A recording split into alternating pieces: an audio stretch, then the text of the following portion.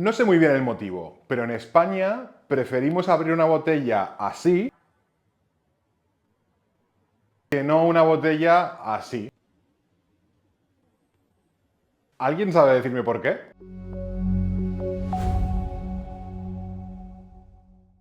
El corcho natural es el material por excelencia que se usa tradicionalmente en el vino para cerrar las botellas. Seguro que todos habéis descorchado una botella y os habéis encontrado un tapón como este de aquí. Bien, esto es el corcho natural, extraído directamente de la corteza de un árbol que se llama alcornoque, que es un árbol principalmente mediterráneo. Y sí, España es uno de los principales productores de estos corchos. Este corcho no se usa porque sí, realmente este material tiene muchas propiedades que ayudan en cierta manera al vino. Su elasticidad y capacidad para sellar herméticamente lo hacen una gran opción para cerrar botellas de vino.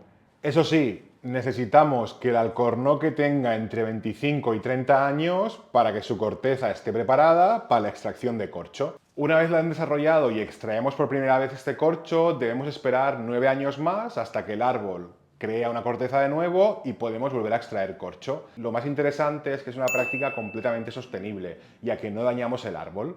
Cada árbol puede ser descortezado entre 15 y 18 veces en toda su vida, más o menos a lo largo de 150 años. Por todo esto que hemos dicho, podemos entender que esta opción de cierre para botellas es una de las más caras. Y es por ello que han surgido muchas alternativas que utilizan las bodegas para cerrar sus vinos. La primera y la que más se asemeja al corcho natural es el corcho pero conglomerado.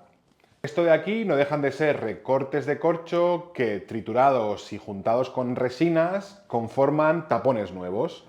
Evidentemente perdemos muchas de las propiedades del corcho natural, pero a su vez es mucho más barato. Eso sí, estos corchos no están pensados para vinos que tengan una gran capacidad de guarda, pues su vida útil es más corta, su elasticidad se va perdiendo con el tiempo y puede ser que el cierre no sea tan hermético como con el corcho natural. El tapón de rosca, el más revolucionario, el más moderno. Este tipo de tapones triunfan en países como Australia o Nueva Zelanda, sobre todo aquellos que llamamos Nuevo Mundo. Están hechos de aluminio, además cierran perfectamente el contenido de la botella sin ningún tipo de riesgo. Lo que tenemos que entender es la utilidad y el por qué ponemos esta cápsula.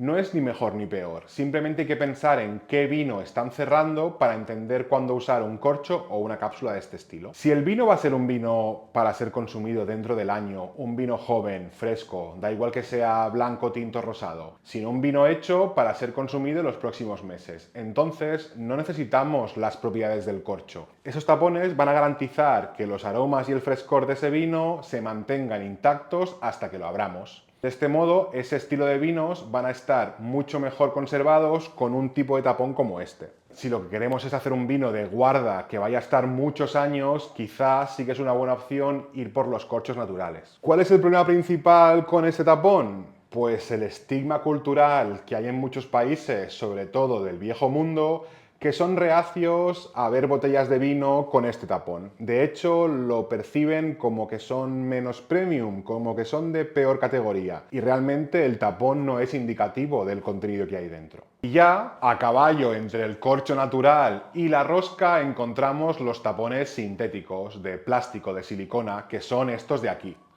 Este de aquí es verde directamente y en cambio este es una imitación al color del corcho, pero no deja de ser sintético. Estos tapones de aquí son más herméticos que el corcho, es decir, se asemejan mucho más a la rosca, pero realmente mantienen el ritual que tanto nos gusta de meter el sacacorchos y abrir la botella. A nivel de propiedades, tampoco están diseñados para los vinos de guarda. Hacen la misma función que la rosca. Son ideales para vinos jóvenes, para ser consumidos dentro del año, vinos que no pretendan tener grandes periodos de crianza. Entonces, siendo una bodega, ¿qué decisión tomamos para decidir cómo cerramos cada uno de mis vinos? Pues bien, podemos definirlo en tres factores principales. Primero de todo, el tipo de vino que vayamos a elaborar. Ya sabemos que vinos más premium con potencial de guarda, el corcho es una de las mejores opciones. Sin embargo, aquellos vinos que queremos mantener toda su aroma y su frescura, las roscas y los tapones sintéticos van a ser los mejores aliados.